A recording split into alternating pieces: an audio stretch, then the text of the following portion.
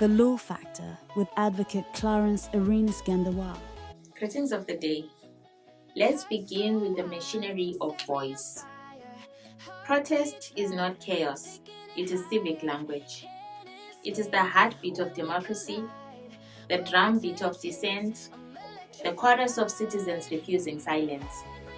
But too often, youth voices are silenced by law. Permits denied, assemblies dispersed, marches criminalized. And so we must ask, is protest a right or a privilege rationed by power? The Constitution promises freedom of assembly, yet in practice, freedom is fenced by bureaucracy. When permission becomes denial, protest becomes criminalized. And when protest is criminalized, democracy is amputated. And to the permit paradox, freedom versus permission. Constitutions say you may assemble. Statutes say only with notice. Officials say only with approval. And so freedom becomes conditional, contingent, compromised. Justice must not be a privilege, it must be a promise.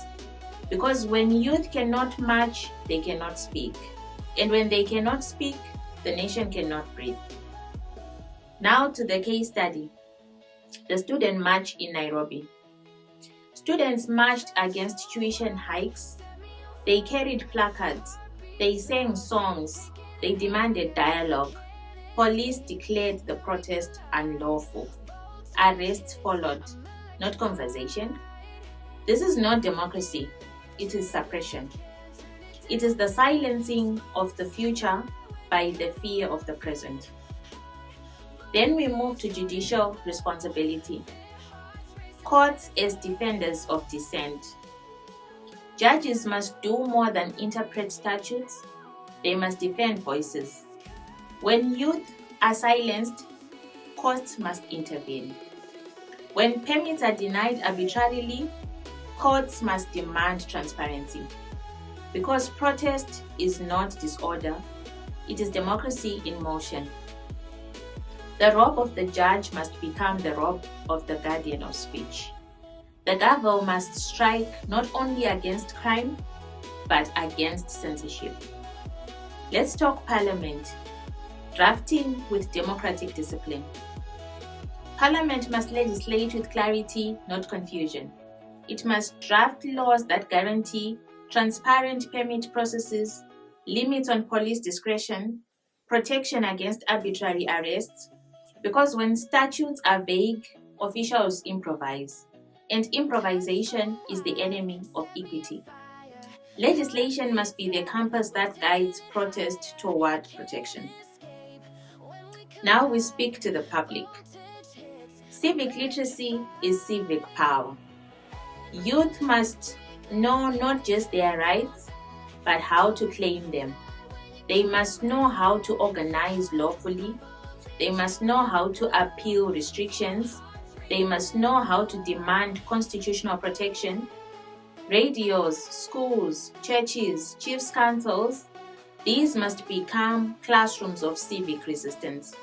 Because silence is not ignorance, it is design, and we must redesign. Then to Eswatini in focus and the continental mirror.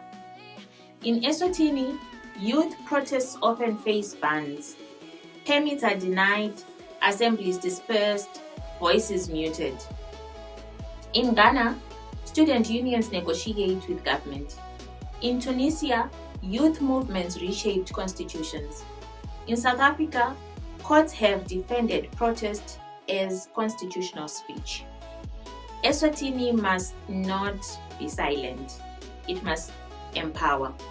Because youth are not the problem, they are the promise.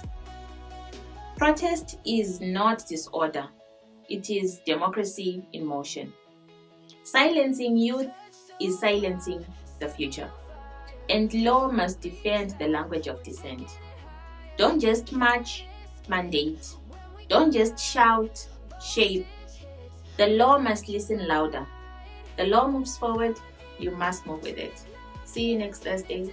The work continues. Springfield Law Clinic, justice defined, rights protected. We are here to serve.